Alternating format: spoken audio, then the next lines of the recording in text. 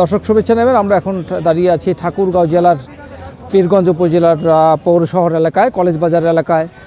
আপনারা জানেন যে ইতিমধ্যেই একটা শৈত্যপ্রবাহ চলছে। আমরা দেশের সেই হিমালয়ের পাদদেশে পঞ্চগড় এবং ঠাকুরগাঁয়ের যে মানুষ রয়েছেন তারা কঠিন শৈত্যপ্রবাহে দিন পার করছেন এবং শীতে কাঁপছে ছোট্ট শিশু থেকে বৃদ্ধ এবং সেই গৃহপালিত পশু থেকে যে প্রাণীকুল রয়েছে সবগুলো শীতে থরথর করে কাঁপছে।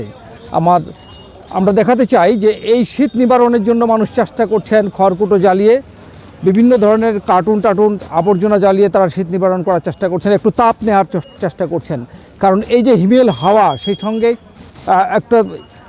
আমরা যেটুকু দেখেছি যে আজকে তাপমাত্রা প্রায় নেমে এসেছে 10 ডিগ্রির নিচে। তো এই তাপমাত্রা নামার সাথে সাথেই যে এলাকার খেটে খাওয়া মানুষ এবং ছিন্নমূল মানুষ এবং অসহায় মানুষ, দরিদ্র মানুষরা, তাদের শীত নিবারণের জন্য একটু উষ্ণ কাপড়ের প্রয়োজন। তারা আসলে সরকারিভাবে সেভাবে পাচ্ছে না, সীমিত বরাদ্দ থাকার কারণে। কারণ এই প্রত্যন্ত অঞ্চল যে রয়েছে সেই মানুষগুলো আসলে অসহায় মানুষগুলো শীতের জন্য কাতরাচ্ছে। আমরা বিভিন্ন এলাকা ঘুরেছি, ঠাকুরগাঁও জেলার বিভিন্ন এলাকায় আমরা দেখেছি, বিশেষ করে হাট বাজার যে গ্রামের লোকজন রয়েছে তারা খড়কুটো জ্বালিয়ে সেগুলো দিয়ে তাপ সংগ্রহ করছেন এবং শীত নিবারণ করার চেষ্টা করছেন, একটু গরম উষ্ণতা নেওয়ার চেষ্টা করছেন, কোনো মতে বেঁচে থাকার চেষ্টা করছেন। আমরা এই মুহূর্তে উপজেলা প্রশাসন, জেলা প্রশাসনের পক্ষ থেকে যে সীমিত কম্বলগুলো দেওয়া হয়েছে সেটা আসলে পরিমাণে কম।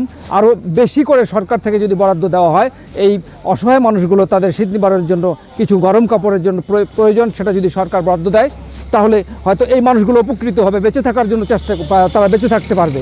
আমরা দেখাতে চাই এখানে কলেজ বাজার এলাকায় কিছু মানুষ তাদের শীত নিবারণের জন্য চেষ্টা করছে। এখানে আগুন জ্বালায় জটলা করে তারা এখানে গরম একটু আগুনটাকে তাপ নেওয়ার চেষ্টা করছেন। আমরা দেখাতে চাই যে আপনারা দেখছেন যে এখানে আগুন জ্বালিয়ে তারা তাপ নিচ্ছে।